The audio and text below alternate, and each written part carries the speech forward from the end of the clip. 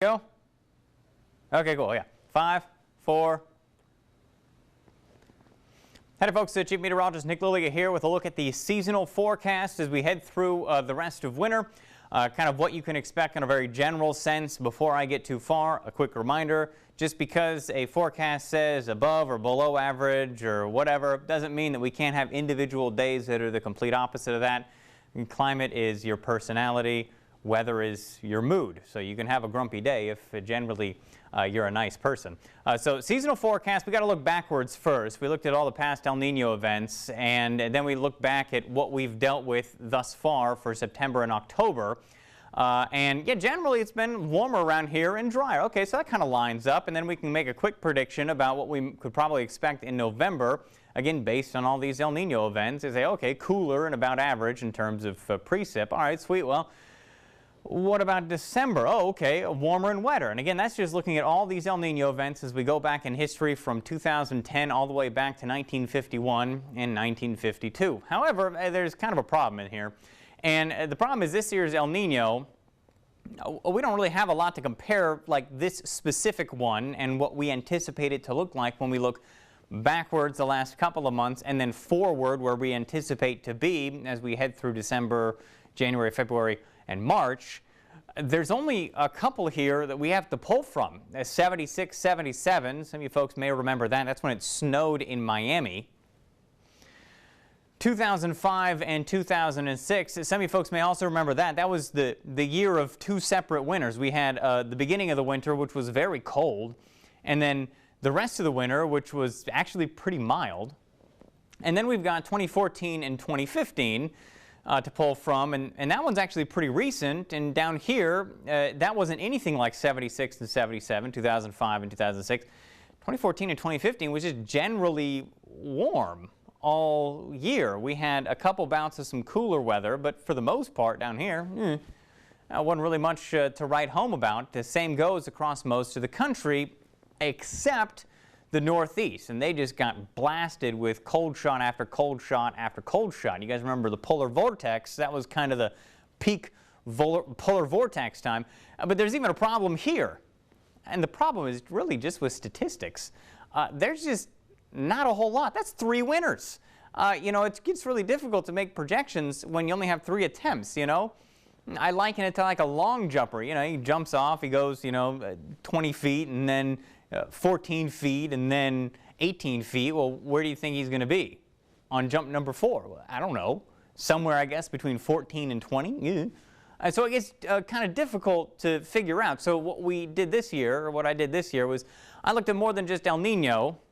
And I looked at the Pacific Decadal Oscillation, the North Atlantic Oscillation. I looked at climatological averages, and I even pulled some stuff from the Climate Prediction Center to make sure that this ended up, hopefully, another good prediction. It's tough. I'm 3 for 3. The last 3 years, we've actually done okay with this, so I'm trying to keep that trend alive. This is what we're thinking. Above average temperatures, and don't get too caught up in the colors here in terms of like how hot is it going to be. It's just the likelihood. You're more likely to be above average as you get closer to the Gulf of Mexico than you would be as you head off to the north. And the reason for that is the Gulf of Mexico is running a pretty decent bit above average right now.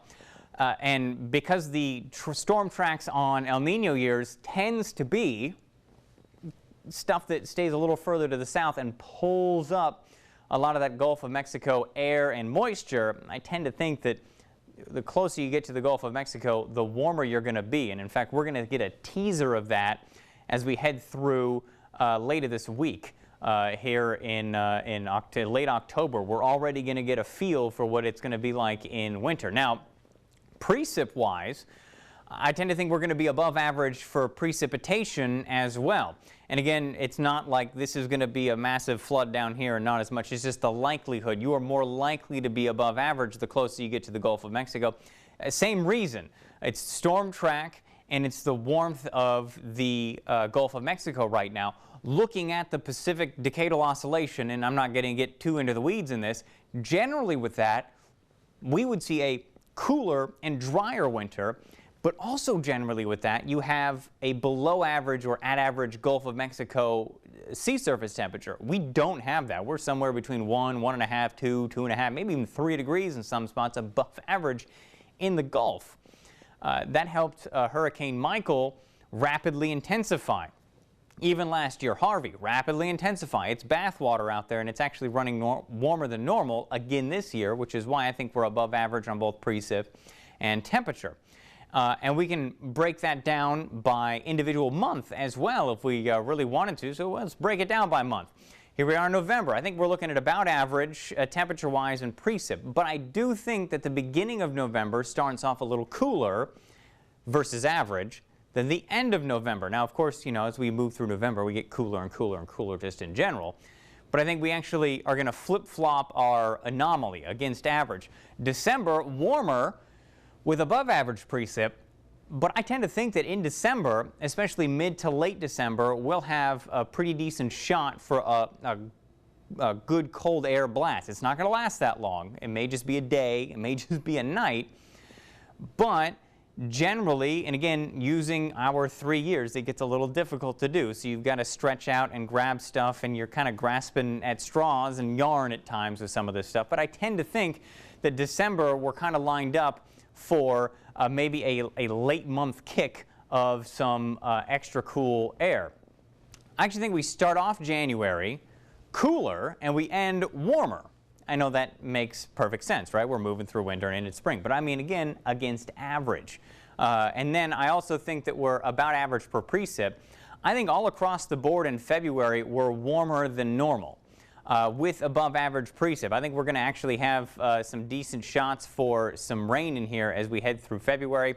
And in March, I think we're warmer, and we're also looking at above average precip as well as we move through the month of March. So at the end of the day, getting back to my map here, at the end of the day, above average temperatures probably across the whole area, and we're also looking at above average precipitation all across the area. So there's your seasonal forecast. I hope you guys take this, keep this, save it, and hold me accountable come March.